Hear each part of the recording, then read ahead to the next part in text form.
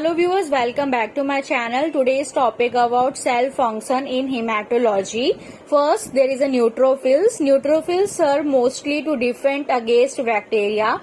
They generally phagocytose bacteria and lyse the blood, merely transport the granulocyte to their site of action. जो neutrophils होता है वो mostly हमें bacteria के against protection provide करता है, डिफेंस करता है, और ये जनरली फैगोसाइटोसिस प्रोसेस करता है, बैक्टीरिया को फैगोसाइटोस करता है और उसको लाइस कर देता है, ब्रेक डाउन कर लेता है, और ये ब्लड की हेल्प से ट्रांसपोर्ट होता है जहां पे साइट ऑफ एक्शन है या फिर जहां पे बैक्टीरियल का इन्फेक्शन है, वहां पे ब्लड के हेल्प से न्यूट्रोफिल पहुंचता है। तो जब भी हमें कहीं बैक्टीरियल इन्फेक्शन हो जाता है बॉडी के अंदर तो न्यूट्रोफिल्स का जो नंबर्स है ब्लड रिपोर्ट में वो इंक्रीज हो जाता है। Second is eosinophil. Eosinophil generally provide defence against parasite.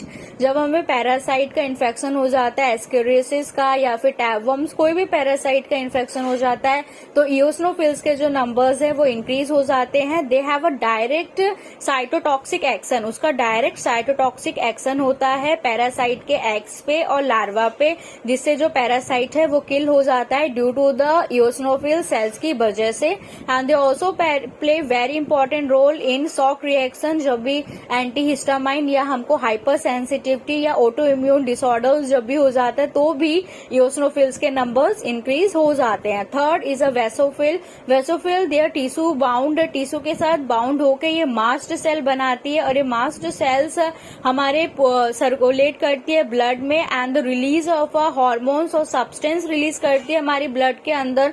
जब भी हमें कोई इन्फेक्शन हो जाता है तो वेसोफिल जनरली रिलीज करती है सब्सटेंस को, हिस्टामाइन, सेरोटिन और हेपरिन को सिक्रेट करती है, और ये टिश्यूज जो हार्मोन्स हैं जैसे हिस्टामाइन, सेरोटिन और ये जो हेपरिन्स हार्मोन्स हैं ये वेस्कुलर परमेबिलिटी को बढ़ा देती है। जहां पे भी इन्फेक्शन हुआ होता है तब वहां पर वेस्कुलर की परमेबिलिटी को बढ़ा देती है, जिससे वहां पे अदर इन्फ्लामेटरी वाले सेल्स आके इन्फ्लक्स हो पाए। तो जनरली वेसोफिल जब भी कोई हमको कोई भी इन्फेक्शन हो जाता है या ट्यूमर्स हो जाते हैं, कैंसरस सेल्स हमारी बॉडी में होते हैं, तो ये हिस्टामाइन, सेरोटिन और हेपरिन को रिलीज करती है और इसकी वजह से वहां पे इन्फ्लामेशन आ जाती है।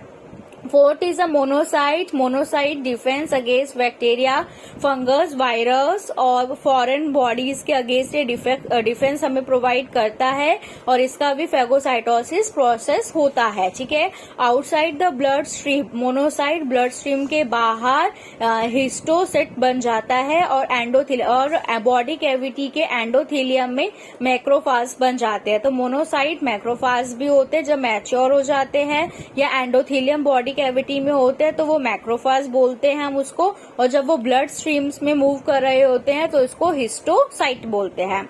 Again, one last is a lymphocyte. Lymphocyte are generally divided into the T lymphocyte and the B lymphocyte, और it is also known as a T cells और a B cells. ठीक है। T lymphocyte को हम thymus dependent T lymphocyte बोलते हैं 70% and they provide a local defense हमें देता है against the antigens। ठीक है। T cells generally divided into the helper cells और suppressor cells में divide होता है and they show cytotoxic functions हमको दिखाता है। Bone marrow dependent B lymphocyte 20% ही होता है और बोन मैरो ही सिक्रेट करता है प्लाज्मा सेल्स को या एंटीबॉडीज को प्रोड्यूस करता है B cells, and they responsible for entire humoral जो साइड ऑफ डिफेंस होता है या एंटीबॉडीज का जो प्रोडक्शन होता है वो बी सेल्स करता है against bacteria, virus and allergen. So this is a cell functions of a WBC, neutrophil, eosinophil, basophils, monocyte and the lymphocyte. Neutrophils हमें जनरली बैक्टीरिया के अगेंस्ट प्रोटेक्शन देता है, इओसिनोफिल पैरासाइट के अगेंस्ट या कोई भी auto immune response, hyper sensitivity reaction के against, basophil cancerous tumour cells के against, monocyte generally bacteria, fungus सबके अगेंस्ट ये देता है, फैगोसाइटोसिस प्रोसेस दिखाता है, और लिम्फोसाइट जो टी लिम्फोसाइट है वो साइटोटॉक्सिक फंक्शन दिखाता है और बी लिम्फोसाइट हमारे एंटीबॉडीज का प्रोडक्शन करता है। Thank you.